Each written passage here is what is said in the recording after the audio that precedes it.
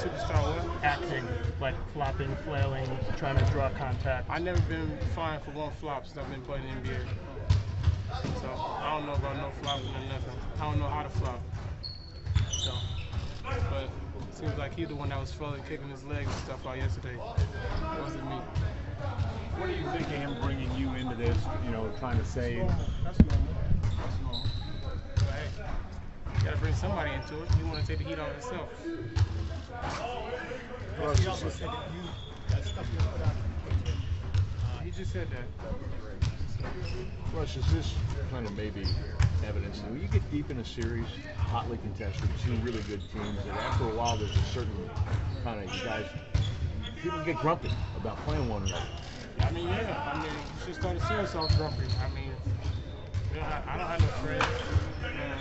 We're going out this time of year on the court. One friend is that's the basketball. That's it. Everybody else. Sam, Myers, a lot of people talk several years about a flexible roster, being able to win a lot of different ways. The way you guys won in game one, the big guys, and the way you won last night with a small lineup, is that indicative of what you've been talking about all these years? I mean, it's just something that we stuck to the plan. Those guys did a great job of getting a lot of guys in here that's able to play different positions, and those guys put the work in to put ourselves in the position that we're in now. What was your reaction when you found out you were going to be inducted to the Oklahoma Hall of Fame? I can't. Something. What happened? Oklahoma Hall of Fame.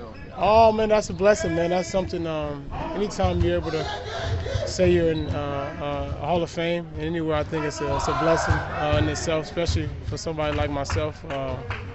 Not even thinking I would ever play in the NBA, to be in the Hall of Fame is a blessing. It's something I don't take for granted.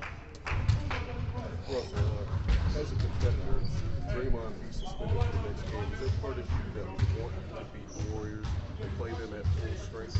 That ain't my decision, but I already said what I said last night about it. Russ, when you look at the way Andre has worked, how hard he has worked, and then in a couple of games the last couple of weeks, the San Antonio series last night, he gets the reward for that work. I mean, what runs through your mind when you see that payoff? It's great, man, to see somebody like that. He put in the work every day, every single day working on this game, and to see it come to play, it's a great thing. And our job is to reward him and find ways to make sure his confidence stays high in everything that he's doing.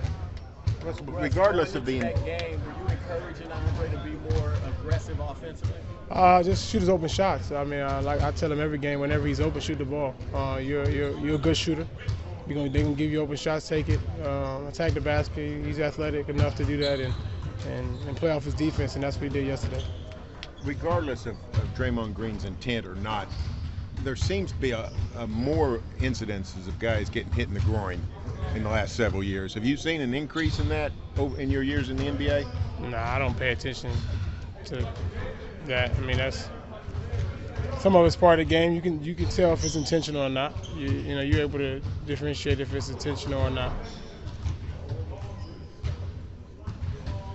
Russ, your aggressiveness and physicality has always been huge for this group. How big is it that Steven plays that way when it comes to having somebody in the front court? It's very important. I mean, I think with his size and his ability to be able to use that to his advantage is very important. That's the strength of our team, our size and physicalness. And I think it's important that he uses it every night. Are you impressed by his postseason? Very impressed. I mean, just all season long, I think he's been great, constantly getting better and better each and every year. Especially this postseason, he's done a great job of just learning and being able to go from series to series and change his game is great. So we're doing a story on the people that meet you guys at the airport when you come back from every road trip. What's that experience like, being in the middle of the night, even after a loss, and have those kinds of people? It's a great experience. Like I said, we got the best fans in all sports. I don't know how many fans would do that for their team. And I think, like I said, win, lose, or draw, they're always there supporting us regardless of what's going on. And that's something that you can't take for granted, especially as a player in a town like this. So.